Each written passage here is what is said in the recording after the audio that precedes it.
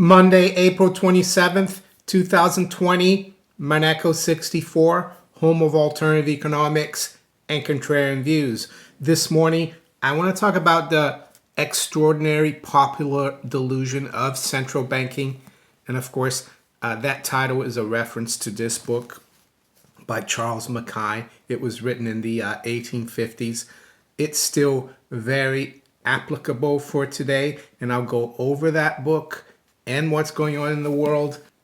We're hearing this morning that the Bank of Japan has joined the Fed and promised unlimited money printing, or QE, whatever you want to call it. It's still out of thin air, of course. The Bank of Japan does not own gold or silver mines around the world. They cannot issue their notes backed by anything. It's backed by air. And to them, it's hopefully backed by your efforts and your children's and grandchildren's efforts, because they issue it as a debt to the taxpayer. And that's the biggest scam, in my opinion, this central banking delusion. And we'll go over that. And I will also quickly go over the origins of money so people can understand why this is such a crazy set of circumstances that are occurring in the monetary and in the economic system. It's just crazy that a few men and women at these central banks think they're God and that they can just solve things by creating credit entries or fake money or counterfeit money, if you want to call it as well. And I'll reference also an article on Zero Hedge that I think you should read to understand what's really going on. Before that, of course, let's quickly look at the markets this morning. It's 8:24 a.m. London time. So yeah, we've had the stock markets rally overnight because of the actions of the Bank of Japan. You can bet that soon another one of the big central banks will do the same thing. The ECB, the BOE, Bank of England, or the Swiss National Bank, they're also going to come out with unlimited QE sooner or later. They're all at it. So right now, as I speak, we've got spot gold down about $10 at 17.18. Range has been 17.13 to 17.33. That's gold. Silver is down 5 cents at 15.20. The high is 15.34 and the low is 15.09. Some of you might ask, how come gold and silver don't go higher? We've got these central bankers going mad, printing money, promising more and more fake money, and gold doesn't jump anymore.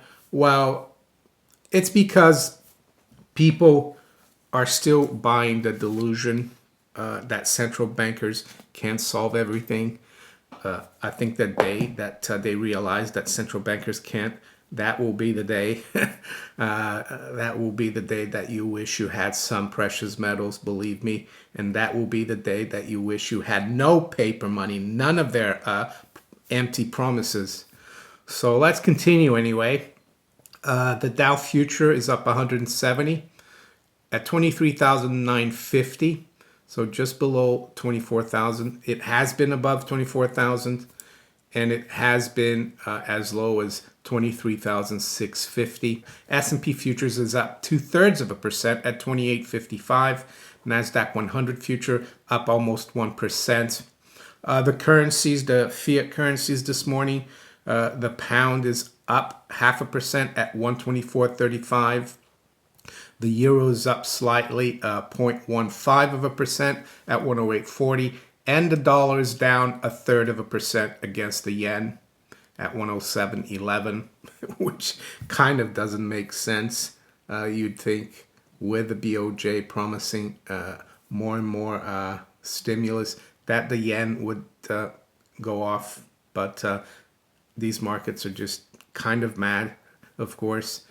The oil price is actually down today. The June crude is down 11% at 15.80. So that's not a good sign either. The bond market The 10-year yield is virtually unchanged, is up slightly 1 basis point at 0.61. I noticed the Japanese government bond market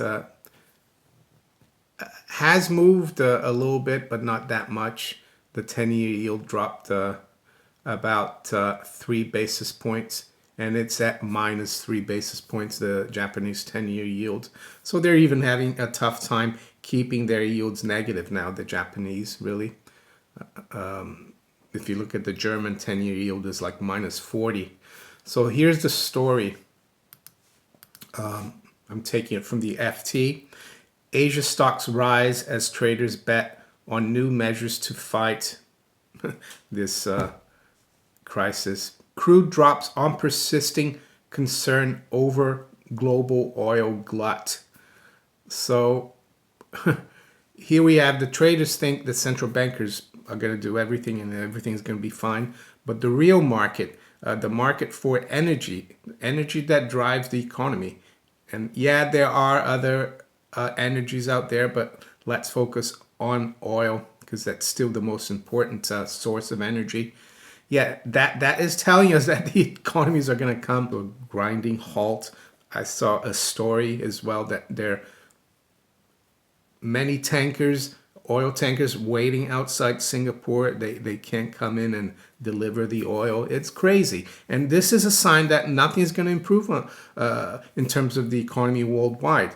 Yet the stock market keeps going up. But let's just go through here this article quickly and see what the Bank of Japan did. It says Japan's Topix benchmark added 1.5% on Monday after the country's central bank pledged to buy an unlimited quantity of government bonds as part of efforts to support the world's third largest economy. The Bank of Japan also said it would quadruple its limit on corporate debt purchases to 20 trillion yen or $186 billion. So there you go.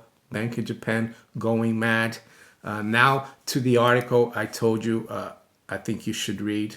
It's on Zero Hedge. It says, hedge funds CIO, the oil price is a rare indicator of what is still real in this market. So I'll quickly go through this article, and if you want, you can read it as well. It's not very long. It's by Eric Peters, CIO of One River Asset Management. Crude utterly collapsed 300% in a single trading day. Sellers paid $37.63 to buyers. Everyone acted shocked, but no one really cared, not even Powell, who has developed a falling knife fetish, but didn't lift a finger to catch that one. Jay gets it. That he means Jay Powell, chairman of the Fed. Oil is real, unlike stocks and bonds. He'd have to store the stuff. So until producers cap the wells or light up their neighbors' fields like Saddam, the price will keep falling until we start driving. And besides, the Fed and Treasury believe it's not commodity prices that need support. It's drillers, frackers, and investors who lent them so much. The refiners need help. The guys who bought their bonds, airlines that bought back their stock, car companies too, Boeing, and on and on. So they bailed out all the really big companies. In the end, risks their investors took were not risks at all, only rewards. Absorbing a financial asset glut is easy for a committed central bank.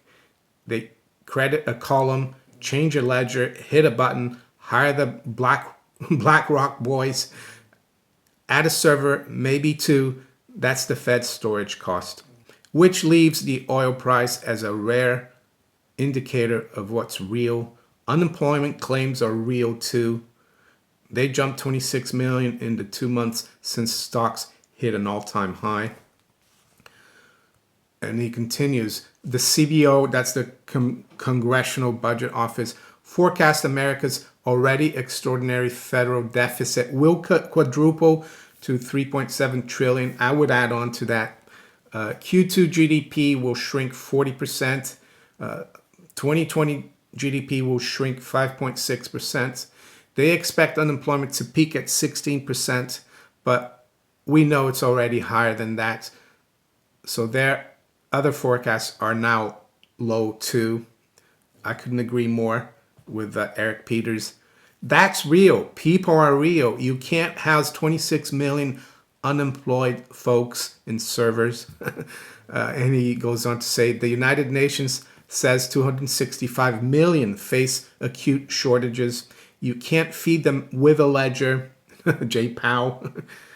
Will the real world rebound to meet the paper asset prices artificially set by the Fed and Treasury? That's a question. It's a good question. Or has the relationship between paper assets and reality been permanently severed?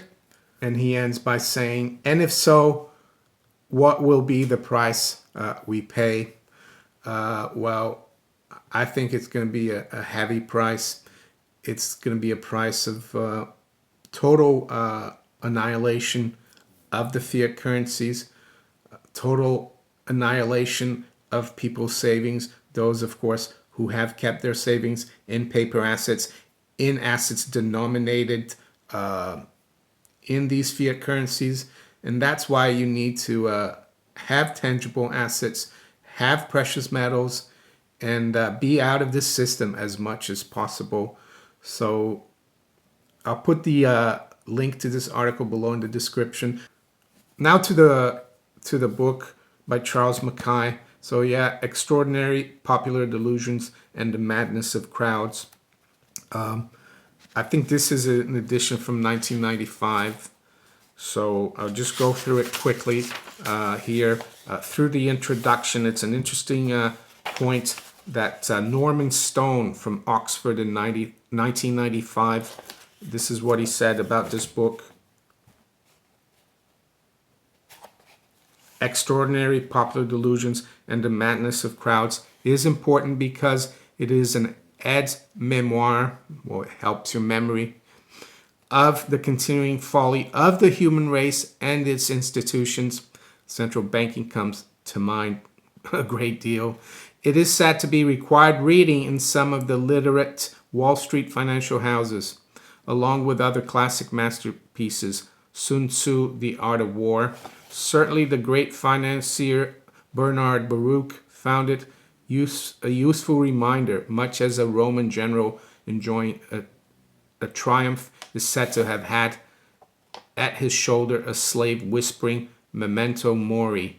Charles Mackay does not analyze, he simply describes the quirks and manifestations of mob psychology.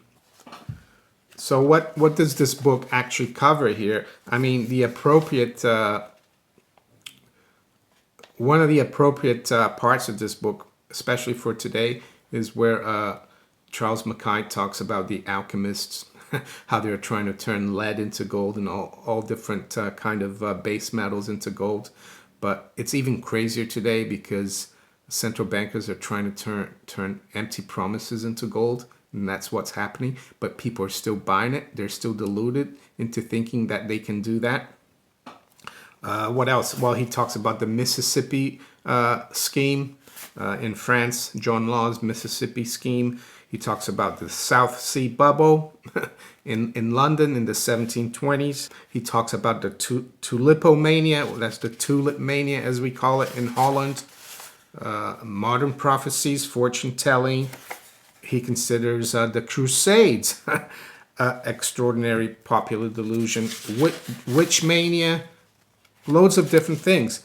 But as I said, the central banking delusion is a really, really extraordinary popular delusion.